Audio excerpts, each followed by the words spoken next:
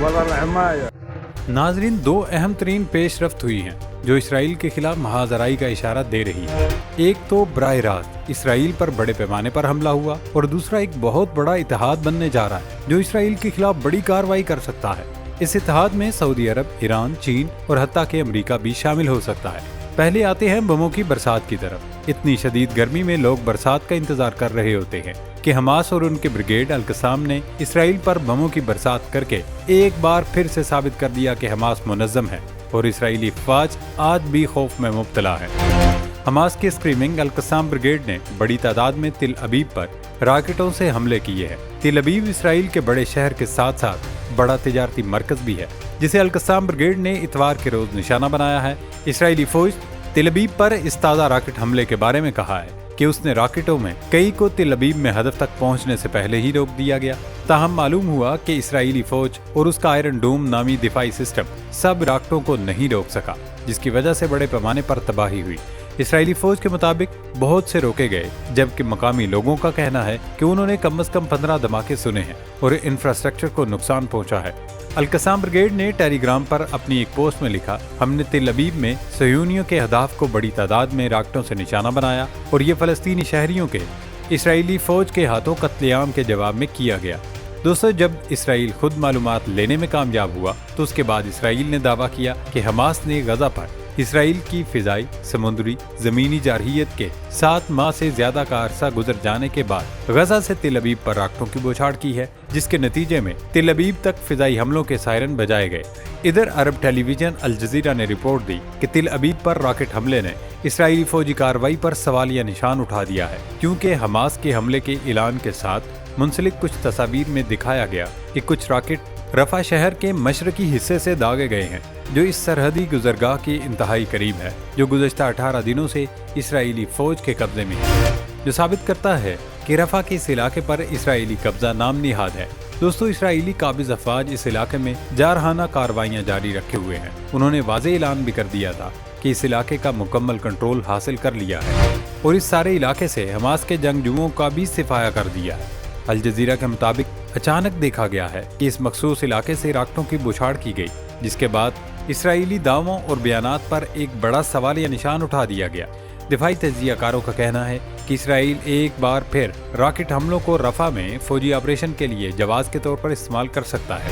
ناظرین، حماس کی کارروائی کے علاوہ اس وقت اسرائیل کے لیے بڑی پریشانی ایمنسٹی انٹرنیشنل کی جانب سے پیش آئی۔ ایمنسٹی انٹرنیشنل نے بین الاقوامی فوجداری عدالت پر زور دیا کہ وہ اسرائیل کے 3 حالیہ حملوں کی بطور جنگی جرائم تحقیقات کرے، جس میں 32 بچوں سمیت 44 فلسطینی شہری ہلاک ہوئے۔ اس سے قبل بین الاقوامی فوجداری عدالت کے پراسیکیوٹر کریم خان نے جنگی جرائم اور انسانیت کے خلاف جرائم کے شعبے میں اسرائیلی وزیر اعظم نیتن یاہو اور حماس کے سرکردہ رہنماؤں کے خلاف وارنٹ گرفتاری کے لیے درخواست دی تھی۔ ناظرین، اب آتے ہیں دوسری بڑی پیش رفت کی جانب، جو شاید اسرائیل میں برج کے برج گرا دے۔ ہوا کچھ یوں ہے کہ سب سے پہلے حوثیوں نے 100 سے زائد قیدیوں کو رہا کر دیا ہے۔ خانہ جنگی کا شکار رہنے والے یمن میں یہ رہائیاں 1 سال کے وقفے کے بعد ہوئی ہیں، جب اپنے مخالفین کو رہا کیا گیا۔ پچھلے سال ماہ اپریل میں بھی حوثیوں اور ان کے ساتھ حالت جنگ میں رہنے والے گروپ نے 2 طرفہ بنیادوں پر 800 سے زائد قیدیوں کو رہا کیا تھا۔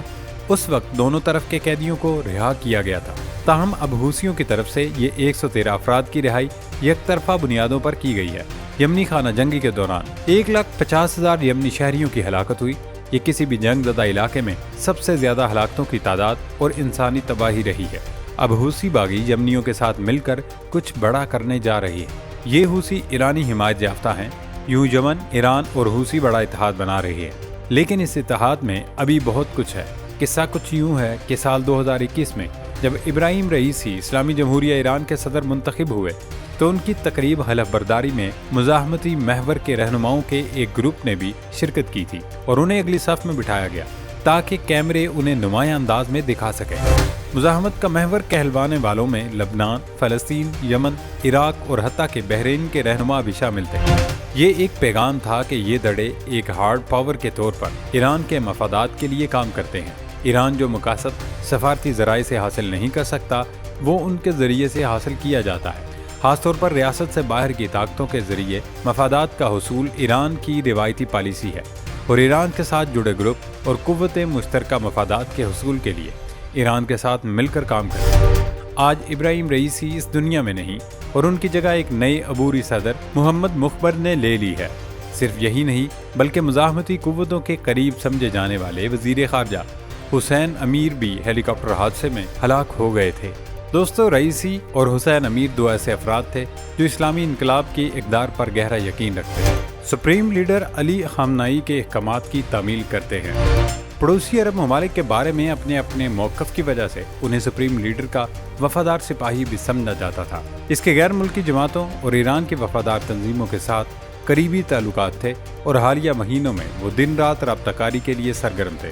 7 اکتوبر 2023 کو حماس کے اسرائیل پر حملے کے بعد حسین امیر عبداللہیان کو زیادہ متحرک ایرانی لیڈر کے طور پر دیکھا گیا۔ اب چونکہ رئیسی نہیں ہیں تو یہ تاثر پھیلایا جا رہا ہے کہ وہ اتحاد ٹوٹ گیا ہے اور معاہدہ ختم ہو گیا، جبکہ ایران نے اسرائیل کو دکھا دیا کہ وہ اس اتحاد کا کس طرح قائم کیے ہوئے ہے۔ ایرانی دارالحکومت تہران میں پاسداران انقلاب کی قیادت کی ایک میٹنگ منعقد ہوئی جس میں مزاحمت کے محور کی اہم شخصیات نے شرکت کی، جن میں حماس، اسلامی جہاد، لبنانی حزب اللہ اور حوثیوں کے لیڈر شامل تھے۔ اس ملاقات سے کیا پیغام گیا؟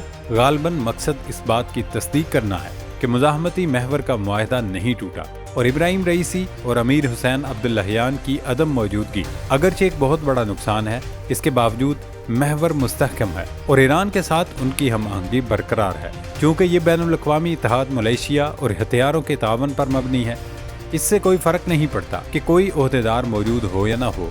دوستو، دوسری طرف امریکہ اگلے چند ہفتوں میں سعودی عرب کے خلاف عائد کردہ اس پابندی کو ختم کرنے پر تیار ہو گیا، جس کے تحت اس نے سعودی عرب کے لیے جارحانہ ہتھیاروں کی فروخت کو روک دیا تھا۔ یہ پابندی امریکہ نے کئی سال تک جاری رکھنے کے بعد اب اٹھانے کا فیصلہ کیا ہے۔ اس کے برعکس چین کی وزارت خارجہ نے کہا کہ مصری صدر عبد الفتاح السیسی متحدہ عرب امارات، بحرین اور تیونس کے صدر رواں ہفتے چین کا دورہ کریں گے۔ یہ ایک ایسے وقت میں سامنے آیا ہے جب چین حماس اور اسرائیل کے درمیان تنازع میں خود کو ثالث کے طور پر کھڑا کرنے کی کوشش کر رہا ہے۔ چین نے ہمیشہ مسئلہ فلسطین اور اسرائیل فلسطین تنازع کے فریم ورک کے اندر دو ریاستی حل کی حمایت کی ہے۔ اب آپ یہ ساری کڑیاں ملاتے جائیں، وہاں ایران، یمن، حوثی باغی اور دیگر ممالک مل رہے ہیں اور اپنے معاہدے کا اثر نو ادا کر رہے ہیں، تو یہاں چین اور سعودی عرب مصر اور ان جیسی ریاستوں کو ملا کر اتحاد بنانا چاہتا ہے۔ اس لیے یہ سب مل کر اسرائیل کو شکست دے سکتے ہیں۔ اس میں قابل ذکر یہ ہے کہ امریکہ خود سعودی عرب سے مجبور دکھائی دے رہا ہے، جس کی وجہ سے امریکہ سعودی عرب کو ریلیف پہ ریلیف دے رہا ہے اور وہاں مسلمانوں کا اتحاد قائم ہو رہا ہے۔